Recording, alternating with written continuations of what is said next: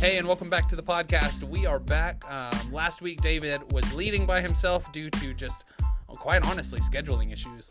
David was gone some days. I was gone some days. We just couldn't find a time to meet up.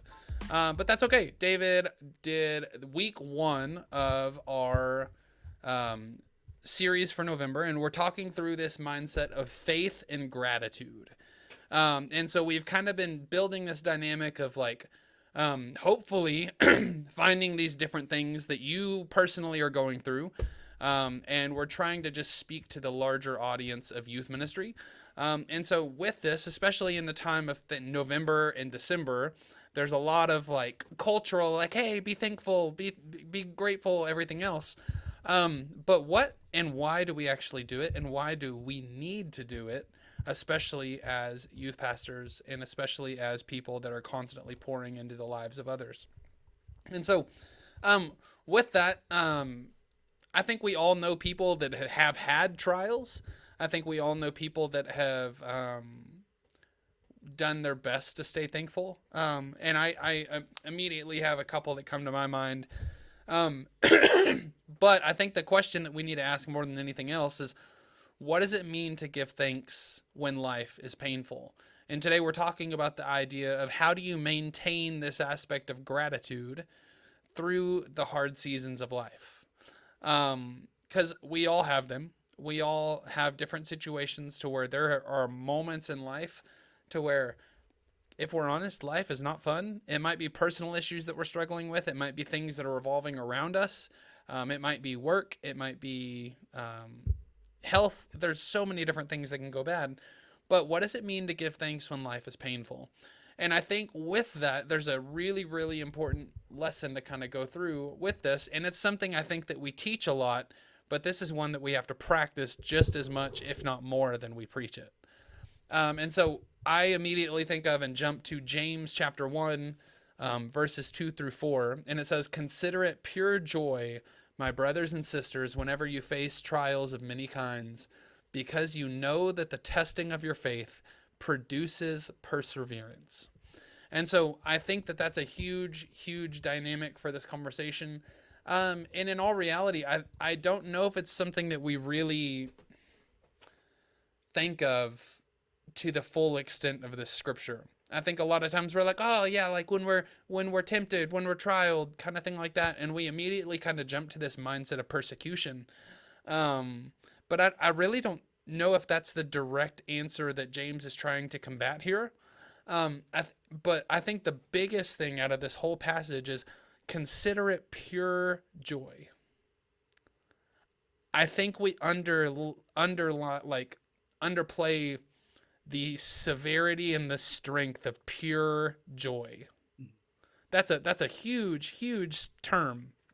I mean, consider it joy is one thing, but to consider it pure and unfaltering, basically would be another way to say it. Unfaltering joy when you face trials of many kinds. And so how do we work towards that pure joy? And so I think when we look at that, we look at the fact that trials produce perseverance, like it says in James. But when we are thankful, when we are grateful through those trials, ultimately thankfulness is working to teach us to trust in God's plan. And so I think, a lot of times before we get on this podcast, me and David will spend 30 minutes to an hour, just catching up on life and talking through situations. And a lot of times these conversations are even with us, just this mindset of man, this is not fun. This week has been terrible, or this XYZ, I have this coming up, and I'm not prepared, or I'm stressed out, or this is going on at home, or man, I just had this happen, whatever.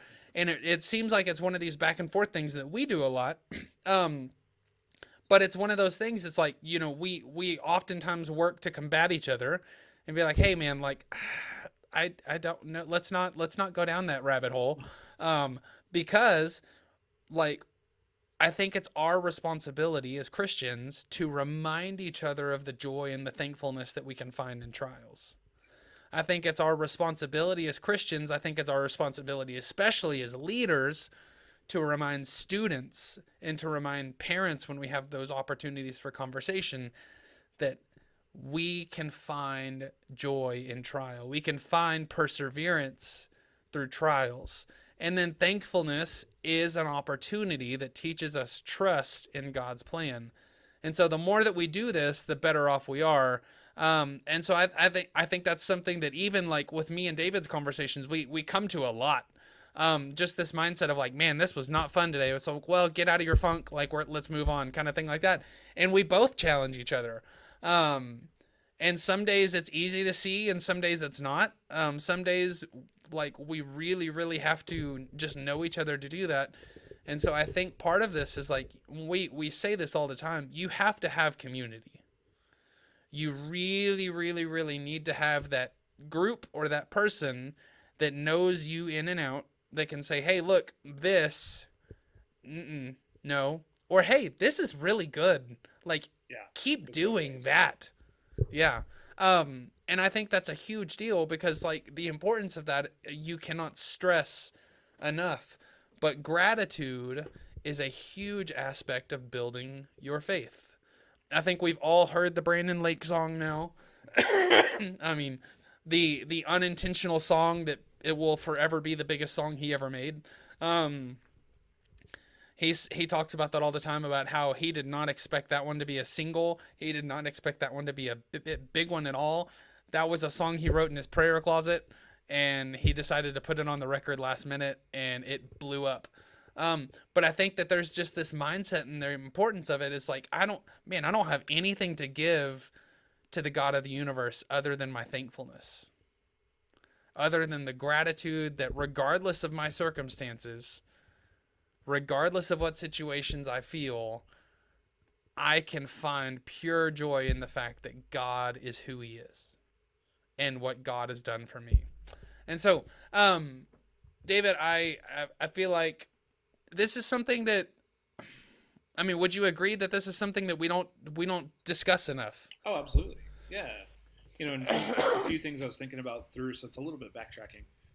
But we talk about the joy aspect and considering it joy, and joy is a practice, right? Joy is not a constant; it is a choice, and we know this. Like, happiness is fleeting, and most of us are trying to chase those little moments of bliss, so to speak. Um, and so, joy can be really, really hard to find in those moments when you're as cliche as to say it, like when you're in the valley and not on the mountaintop. And so I think through kind of some of those joy spots, and the truth is, like, especially I don't know if this is worldwide, but definitely prevalent in Western cultures. We're really, really good at self-deprecation, and we're really good at pinpointing the negative things in life. And so when we do things badly, we hyper focus on those things, and we miss out on some of the good things. And so I think you mentioned this a little bit too, is like we're really good at pointing out the flaws and pointing out the things that are wrong and stuff like that. But we also need to celebrate the little things that can be big, because let's be completely honest. If you are in a season, if you're in a hard season, a season where you're struggling, you're barely holding on, that little compliment of, hey, you did that one thing really, really well, maybe the thing may literally be the life raft that you need to hold on just a little bit longer. If you're barely treading water, that little compliment, that little sticky note, that little, whatever it might be the life raft when you are completely exhausted and you can't kick any longer. And you feel like you're just, it would be easier to give up. Those little reminders that there's something that we're doing right. Because I'll tell you, like, and Brent alluded to it. We talked a little bit before, and I'll be vulnerable enough to say I was in a funk, and I knew it, but was trying really hard to mask it. And thankfully, Brent knows me well enough to see it and call it out. Not just see it, but call it out. There's something there. We tend to be afraid to say things a lot of times when we think that someone's going through something. But there again, that community to say, hey, what's up? And that's literally what he started with. What's up? And didn't necessarily mean to go into it, but the funny thing is we actually got on like way earlier than we normally do, and by the time we actually got done talking through it, it was our normal recording time, which and Lynn did really well to this podcast. But again, it comes to the point of like finding joy oftentimes comes with looking for the little moments of encouragement wherever they can come. For someone like me who is pretty self-deprecating, really hard on myself, which was modeled really well in my household growing up. We didn't celebrate anything, and I think it helps to understand that context. I try really, really hard to learn how to celebrate the little things, but we didn't celebrate anything. Birthdays, Christmas, any holidays, anything. It was never like a, hey, you did this thing really well. No, it was, here's 10 things you did wrong. And that bleeds into ministry really easily because let's be honest, we are in a world where people get to tell you all the things that you're doing wrong whenever they want, whether it's a convenient time for you or not. I mean, it's kind of a trope now, but like we hear the most negative things in our church right before we get up to give a sermon. And a lot of times what happens is the congregation meaning super, super well, not meaning to be critical or ugly, although a lot of time it is. The delivery maybe not the intention, but they'll walk up to you and be like, you know what, this happened and all of you are the worst. And then they go back to their pew totally unencumbered by this absolute bomb they laid on you. And you're supposed to get up in front of hundreds of people and put a big smile on your face and be like, this is the day the Lord has made. I will rejoice and be glad in it.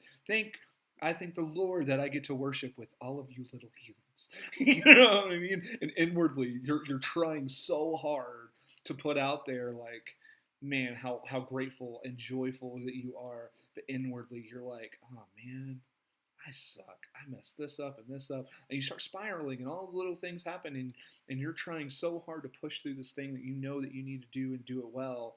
And there's that little prayer, God, get me through this because I want to throw something or throw someone or throw someone at someone, and all the different things. And it's hard, and so having gratitude, I believe that gratitude is the reset. God's design for us is not to be bogged down by all the things that we do wrong, but instead, I believe that God is a God of peace and joy and love and kindness, and yet we give into the exact opposites of the nature of God. And in those moments, there's a quote, and I can't remember it for the life of me, but it's something where, gratitude cuts negativity or something, something in that realm where it's like a reset. When our heart is troubled, gratitude postures us right. I don't have the right words. Maybe you do, Brent, but essentially that's what I'm saying. You're good. I mean, I think even without the quote, that's a great aspect. Just the fact that like gratitude cuts any negativity. Gratitude cuts the opportunity for a lot of things that aren't of God. And so like when you look towards this gratitude, like you're beginning this focus of this dynamic of like just seeking after God. And I'm looking up something real quick.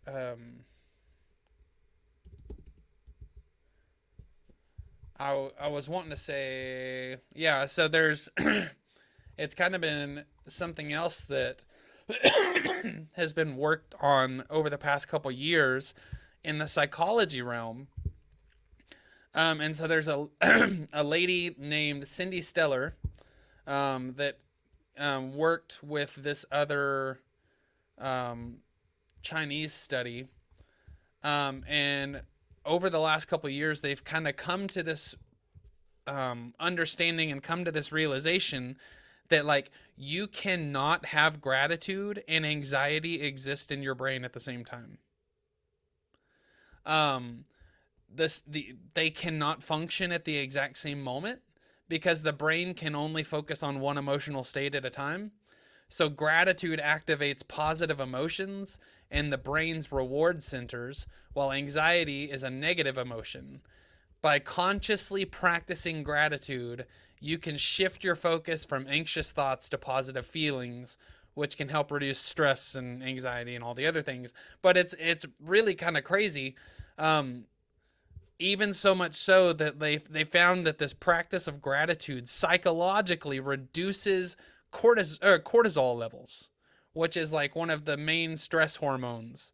And so like just this mindset of like God said this forever, and then I love it when God says something and then science discovers it centuries later. And it's like, hey, we found out this thing like that gratitude and anxiety can't exist at the same time. And it's like, And God is well, just going, golf yeah, clap, good job, guys. golf, Good job. golf clap. Really, really glad y'all caught up to me. But it's this kind of thought of like, man, like even going back to that James passage of consider it pure joy when you face trials, if you maintain gratitude during trials, it literally will stop you from being anxious about them. That's wild. But like science has literally come up and like basically caught up to the biblical fact of like gratitude changes things. And so I think there's a huge significance in this. And the other thing is just this mindset of like gratitude is a choice. Like it said, you can't do both, but you have to choose one. And so we don't thank God for problems, but in problems, we need to be thankful, if that makes sense.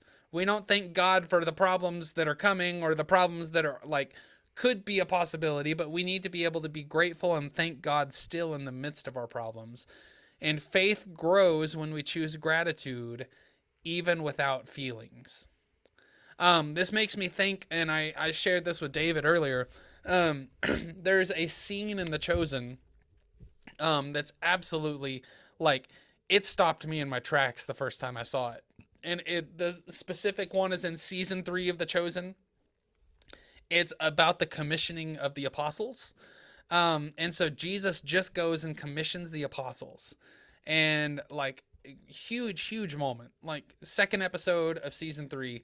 And so he commissions the apostles, and then James comes up to him. And he says, I find it hard to believe that I will be healing people given that basically you haven't healed me.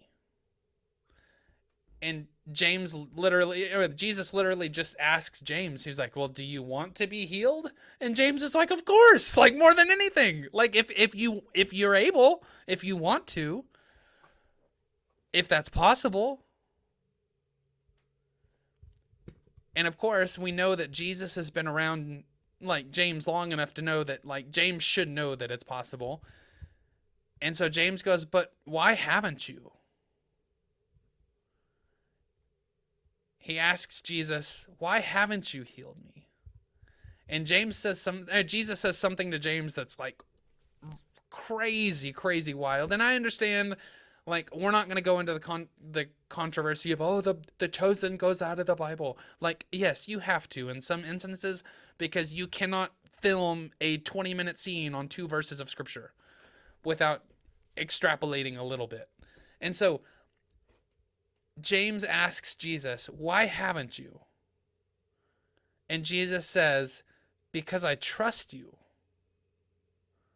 Little James, I need you to listen to me very carefully, because what I'm going to say defines your whole life to this point and will define the rest of your life. Do you understand?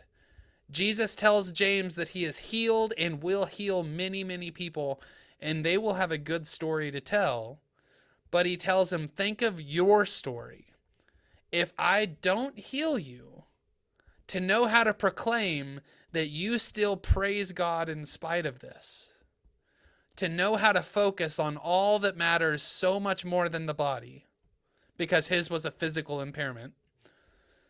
to show people that you can be patient with your suffering here on earth because you know you'll spend eternity with no suffering.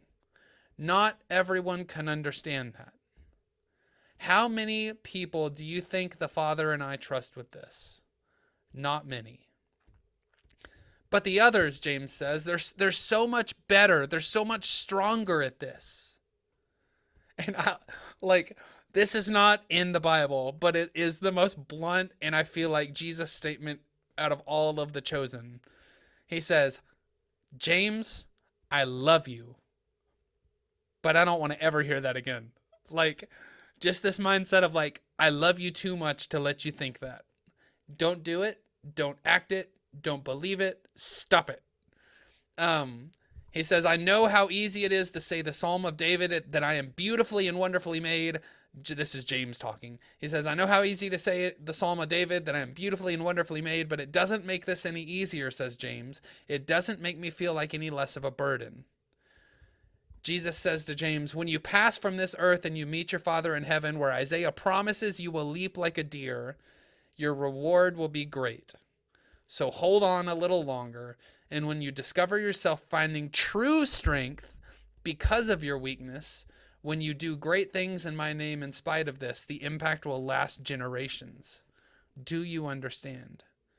Like James, I hope our response would be, yes, thank you, Master. Crazy, crazy, crazy thought, crazy, crazy, crazy focus. But it's just this mindset of like, we have the choice to still do thankfulness, to still do gratitude in the midst of our struggles, in the midst of our illness or trials or temptations or whatever we're facing. It's still a choice. And Jesus is basically saying to James there, he's like, not many people can do what you're doing, but think of the impact and the lasting nature of this impact that will go on for generations because of your faithfulness, because of your gratitude, because of your thankfulness. Like super, super, super powerful opportunity and moment there. And I think it's this just mindset and like a focus for us is like we have to model gratitude. Because when we look at this, when we look at the story of like James that I just talked about in The Chosen, in Jesus' conversation, he says, not many people understand this. We need to make this a better understanding among believers. And so how do we do this? We model gratitude. Maybe you're going through a situation right now and you're like, I am not grateful for this at all. Your prayer probably needs to be, God, help me find gratefulness. Help me find the joy of this task, the joy of this trial, the joy of this illness. Help me find the way that I can glorify you through this. Yeah. You know, when you shared that clip with me beforehand, and then you quoted it again there, I teared up both times. And the reason for it is James saying, I feel like such a burden. That one really resonates with me. I don't know if I've talked about it a lot on this podcast. I've talked about it in just regular conversations with people, but I have epilepsy, and for that, so I understand the physical burden there. You know, when you're blowing and going through whatever, and then all of a sudden your body literally stops you in its own tracks. I have often equated it to, I feel like I'm in a prison of my own mind because I don't have control over this thing. And ultimately, I think that's what every human being to the core craves is control. They want to be able to control their circumstances. They want to be able to control every aspect of our life. And what I learned in the hardest part of the season, because I'm by no means out of the woods, I probably never will be.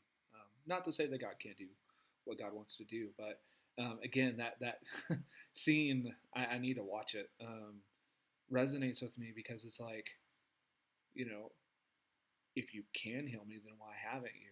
I've prayed that very prayer. God, why am I going through this? I spent 5 years not being able to drive because I was having 3 to 4 seizures a day. When you talk about feeling like you're in a prison that you never asked for, um, there is a universal freedom that comes with being able to take yourself wherever you want to go, whenever you want to go, and no one being able to stop you, so to speak. But so much of my day revolved around how am I going to get from point A to point B? Who do I have to depend on to get there? And who am I going to piss off when I have to ask them?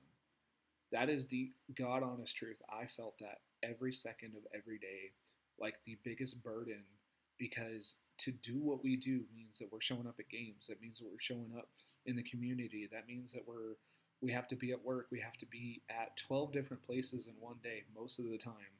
And I have to figure out how in the world I'm supposed to do that, much less go and show up to events outside of town and different things like that. I had to depend on my wife in ways that I never thought I would. I had to depend on the staff at our church in ways that I never thought I would, all the while knowing that the staff dynamic wasn't good. And I'm having to depend on people that I probably don't want to be in a car with. And I'm not saying that necessarily just about staff, but like there were times where, when you're upset because of X, Y, and Z, or you're going through a hard season, or your church is under fire for, X, Y, Z, as we've all gone through, those are times where you need to get alone, especially for me as an introvert. I need to get alone. And for me to get alone, I have to like ask somebody to take me somewhere where I can be alone. Because you can't be alone in the church. People will find you. Jesus modeled this, when he got up early in the morning to pray and the disciples went and found him. You cannot be alone in a church. You have to be alone in a place where no one else can go, and that's usually home. So now I have to ask somebody to take me home. Like, it was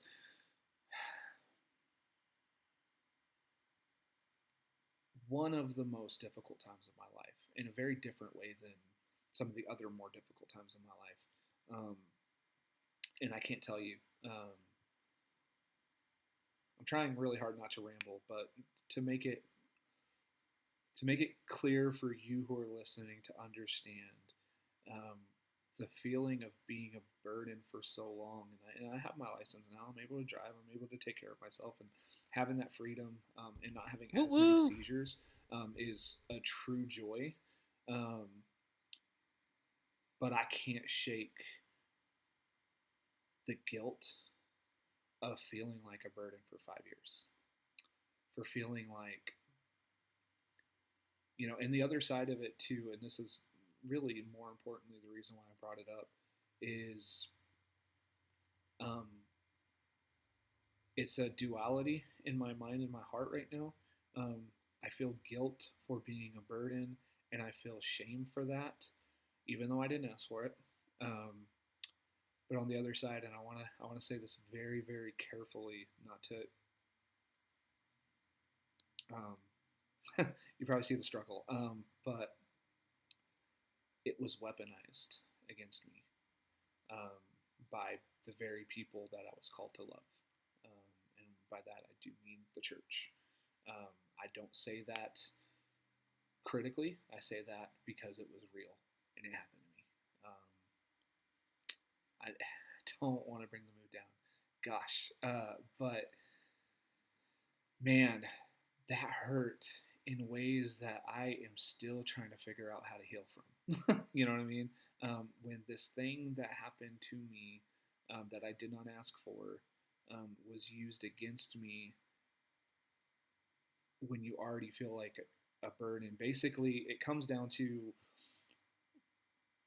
when you have a weakness, the enemy will use that weakness to try to stop you from doing the very things that God is calling you to do.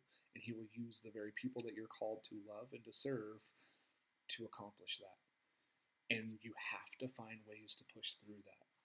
I'm trying to look directly in the camera as if I'm looking right in your eyes, because I get it, and I understand that. And if you're in that position where you go, I know I'm called to love these people, but I really just want to flip them off and tell them to tell them to leave.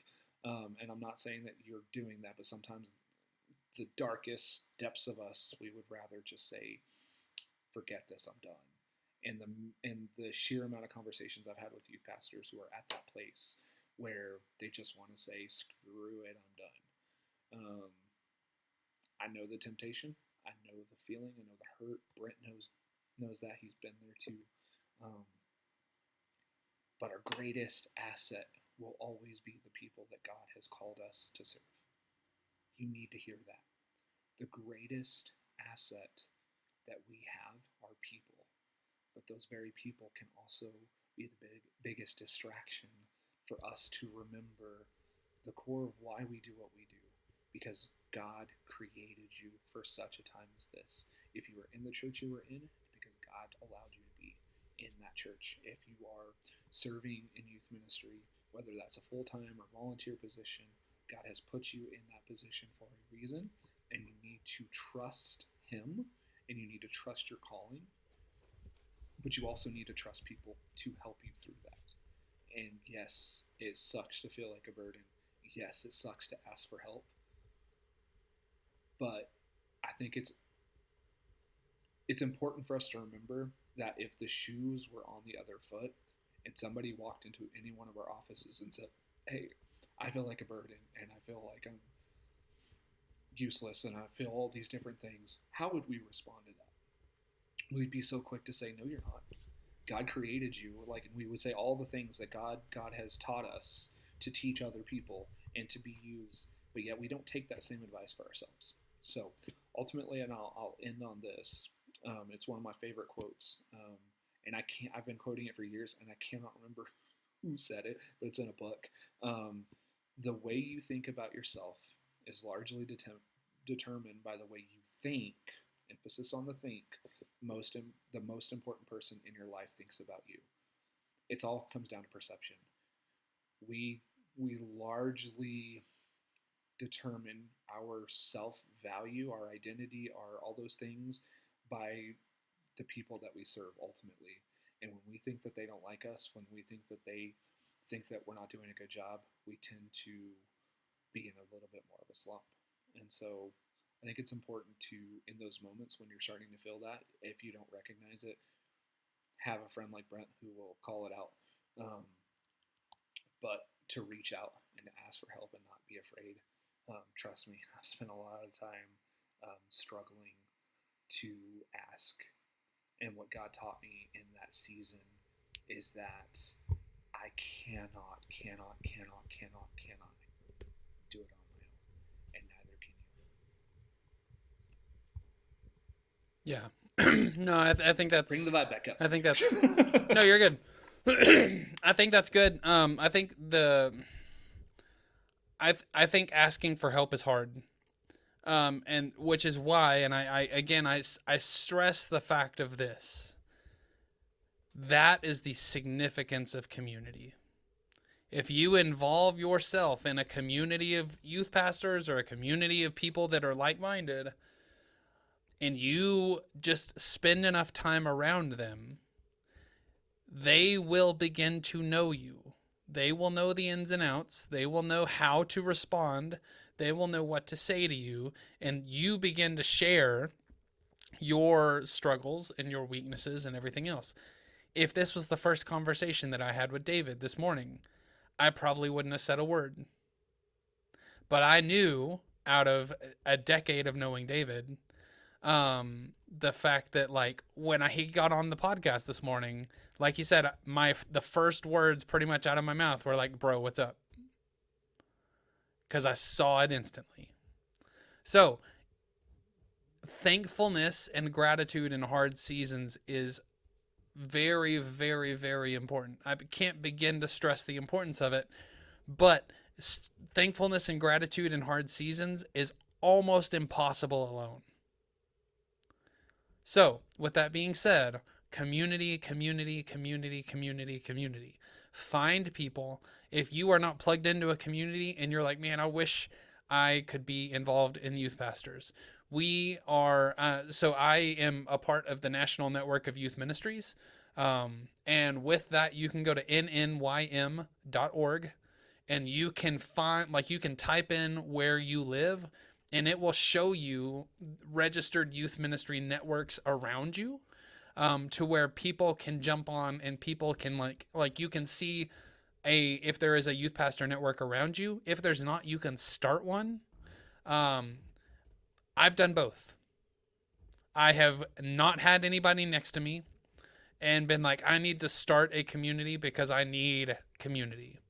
um, and honestly, that's really how, um, I mean, me and David knew each other, but that's how me and David became better connected and better friends. And we've talked about it on the podcast before, of just this nature of, I was in that season, that hard understanding. I got to a church, um, and within the first 2 weeks, the pastor told me, just so you know, I didn't hire you. Everybody else liked you. I wanted someone else. Like, I'm like, man,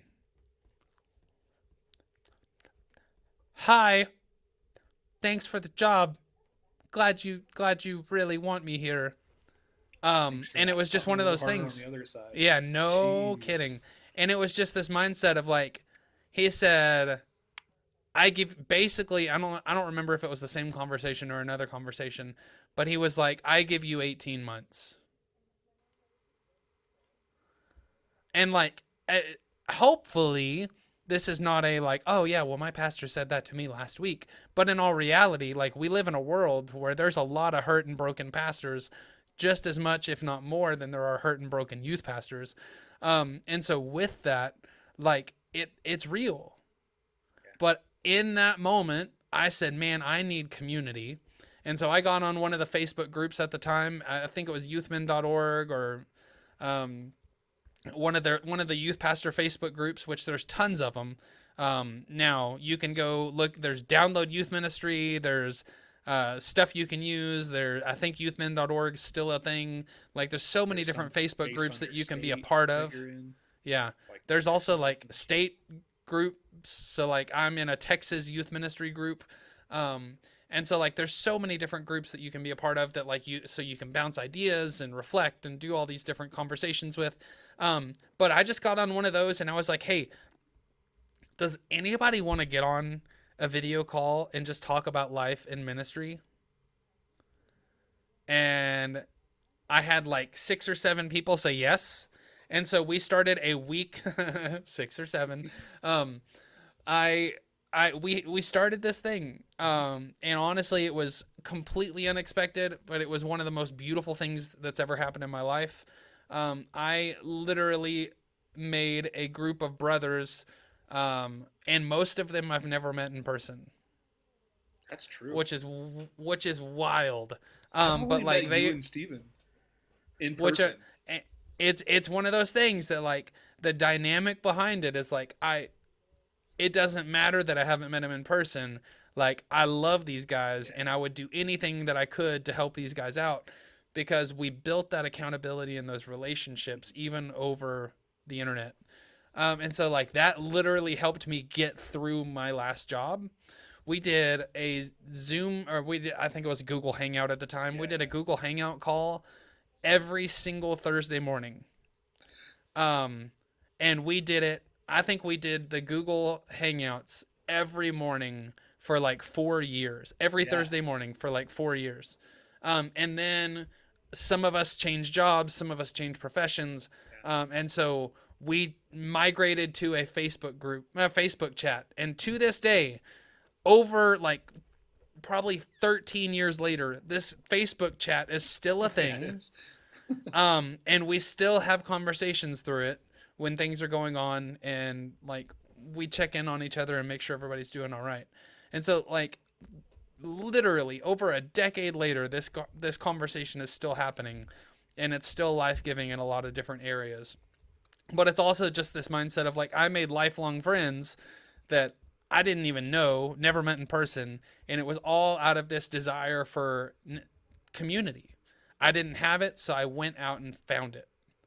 And it was pretty much a universal trend of all the extra people were like, hey, like, yeah, this is something I need too.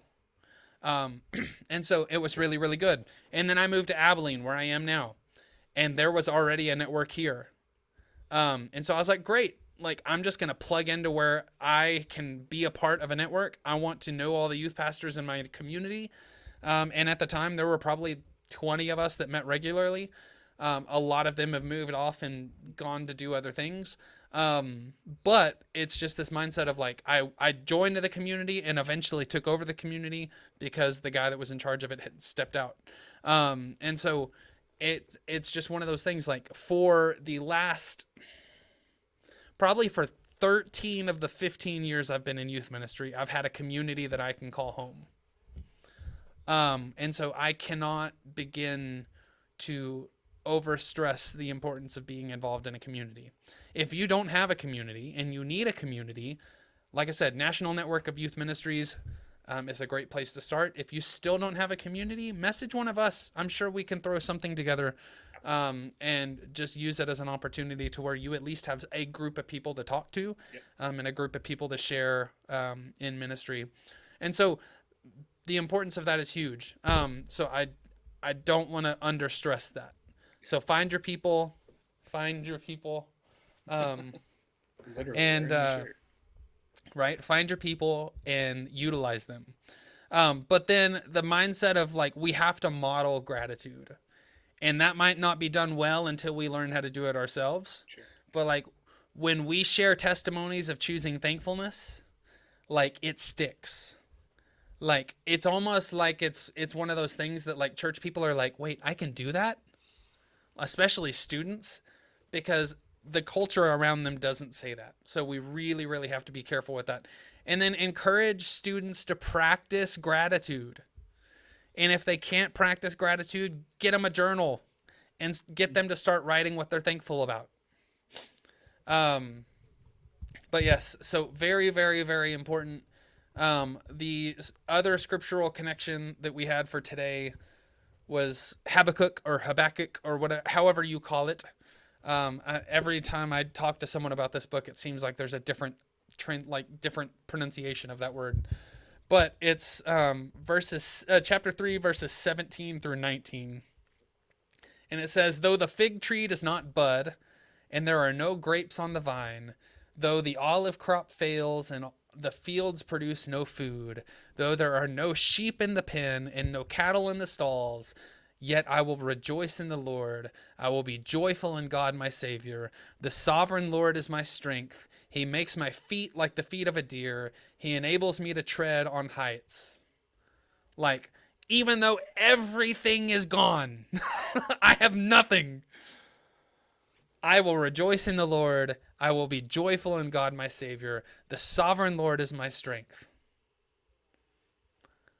Find gratitude in those hard seasons. If you need someone to talk and help you find that gratitude, me and David are both here. We love you guys. We are super, super grateful that you're listening and that you're a part of this.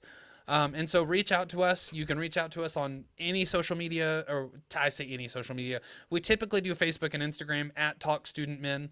You can reach out to us and shoot us a message on either of those. You can reach out to us personally on our own social medias as well. Or you can reach out podcast at studentministryconversations.org, or David at podcast at studentministryconversations.org. Yeah, David at studentministryconversations.org, or Brent at studentministryconversations.org. We have emails for both of those. And then like just talk to someone. Like that is, I cannot stress that enough. If you are in a war with your own mind and you don't let anyone in, you're going to lose. So even when everything else fails, find ways to rejoice in the Lord. Write down one way you've seen God's goodness through hardship this week. Start now. Literally pull out paper, pull something out, leave it on your desk, and start writing down the things that you've seen God do. Very, very important. Very, very passionate on this thing, because there are too many of us that get down in the dumps and never get out. And one of my favorite sayings ever is, if you're down in the dumps, don't find friends with shovels, find friends with rope. Yeah. Okay? Don't find friends with shovels, find friends with rope. Don't dig deeper, pull yourself out of it. Okay. So with that being said, that is all the time we have for this episode. We are super, super grateful for you guys. Thank you for listening. Thank you for continuing to support this podcast. Share this podcast with your youth pastor friends. We are getting closer and closer to, like, I don't even know, like 15. I think we're over 15,000 listens now. I think closer and closer to the mark of 20,000 listens. And then this is like episode 229 or 230, which is crazy. Thank you so much for continuing to support and continuing to listen. We love it. We have found renewed energy and renewed insight for this season with the change in dynamics of how we do it. But we still want to do things that are edifying and encouraging to you. So if you have topics that you want us to cover, you can also email us those or send us those on social media. And we'd love to include those topics in our podcast as well. But until that time, share this podcast with your youth pastor friends. Thank you so much for supporting, and we hope that you are encouraged and inspired so you can be a better youth pastor for the church that you're serving in. We hope you have a great week, and we will see you next week.